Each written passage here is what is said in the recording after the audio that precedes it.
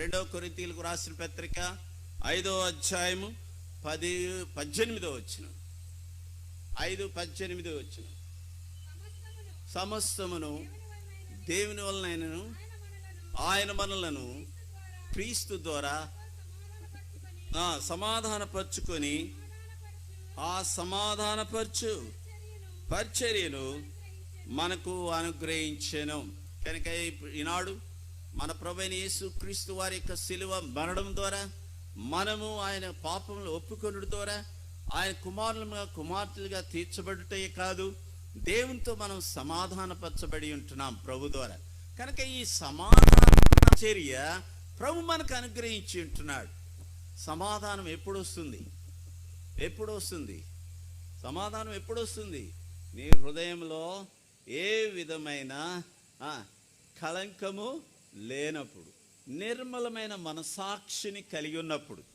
నిర్మలమైన మనసాక్షి. కాలేబుని గురించి ఇందాక అన్న చెప్పాడు. ఏమని వ్రాయబడింది? ఎవరు ఆరాధన కూడా చేసినట్టున్నారు. ఏమని రాయబడిందండి? నిండు మనస్సుతో దేవుని సేవించినవాడు, దేవుని ప్రకటించినవాడు, ఆ రీతి క్రియాపూర్వకంగా తాను జీవించినవాడు. కనుక ఇక్కడ వ్రాయబడిన మాట ఏమిటంటే, దేవుని ఇచ్చే సమాధానాన్ని మనం వెల్లడి చేయగలిగిన వారంగా ఉండాలి. ఆ సమాధాన పరిచర్య మనం కలిగి ఉండాలి. భక్సింగ్ గారు తన యొక్క, ఎందుకంటే ఏమైనా అందరూ భక్సింగ్ గారి గురించి చెప్తానే ఉంటాడు. ఈనాడు అసలు భక్సింగ్ గారితో సావాసం లేనివాడు కూడా, ఎప్పుడు మాట్లాడినవాడు కూడా, చూడని వాడు కూడా భక్సింగ్ గారి యొక్క జత పనివారు అన్నట్టు. ఓ దైవజనుడు ఉన్నాడు, ఆయన పేరు సోన్రావు గారు. మీకు తెలిసి ఉండొచ్చు. ఆయన గోదావరి జిల్లా నుండి వచ్చినవాడే. ఆయన 32 సంవత్సరాలు దైవజనుడు భక్సింగ్ గారికి ట్రాన్స్లేటర్గా ఉన్నాడు. ఈ గ్రంథాల్లో, పాటల పుస్తకాల్లో అనేకమైన పాటలు రాశాడు. దాని సుందర్ సింగ్ గారు ఉన్నారు, మార్టిన్ గారు ఉన్నారు, లాజరసన్ గారు ఉన్నారు, ఆ తర్వాత మోజెస్ డాన్ గారు ఉన్నారు మెడ్రాసులో. వీళ్ళందరూ కూడా ఆయన అంటే చాలా గౌరవం. కానీ ఎప్పుడు కూడా ఆయన బహిరంగంగా కనపరుచుకోలేదు.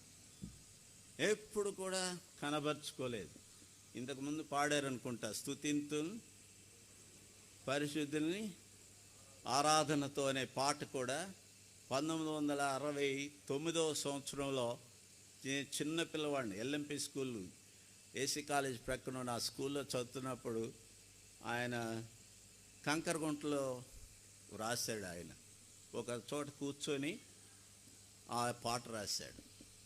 అర్థమైందా? కానీ ఎప్పుడు కూడా నాట్ లైక్ దిస్ అనలే. ఏమిటి కారణం? విధేయత, ప్రభువుని కనపరిచేవాడు. అందువలన భక్సింగ్ గారు ఎప్పుడు కూడా కృపా పరిచర్య గురించి చెప్పేవాడు. ఎప్పుడు కూడా ఒకరిని గెట్ అవుట్ అనలేదు, ఒకరిని కమ్ ఇన్ అనలేదు. అర్థమైందా? ఒకరిని ప్రేమించేవాడు కాదు, ఒకరిని నెత్తి మీద ఎక్కించుకునేవాడు కాదు, తర్వాత కింద పడేసేవాడు కూడా కాదు. కారణం ఏమిటిది? వివేచన కలిగిన ఆత్మ, ఆత్మ చేత నడిపింపేవాడేవాడు. సమాధాన సంబంధమైన పరిచర్య. ఈనాడు బ్రదరు దైవజనుడి యొక్క ప్రత్యక్షత అంటారు, దేవుని దైవజనుడి యొక్క దర్శనం అంటారు. ఏమిటో దర్శనం తెలియదు, ఆయనతో ఎంతకాలం సహవాసం చేశారో తెలియదు.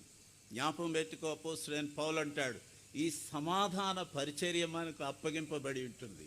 ఈ సమాధాన పరిచర్య మనకు అప్పగింపబడి ఉంటుంది. కనుక సాత్వికులు ధన్యులు, ఏం రాయబడింది?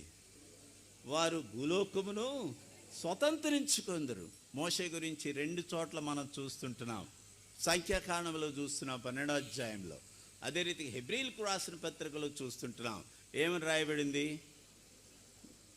నా ఇల్లంతటిలో నమ్మకమైన వాడు, భూలోకములో ఉన్న వారందరిలో మిక్కిలి సాత్వికుడు. రేపు ప్రభు ఎదుట మనం నిలబడినప్పుడు నీవు కానీ నేను కానీ లేకపోతే మనం కానీ ఆ రీతిగా పిలువబడే వారంగా ఉంటున్నామా?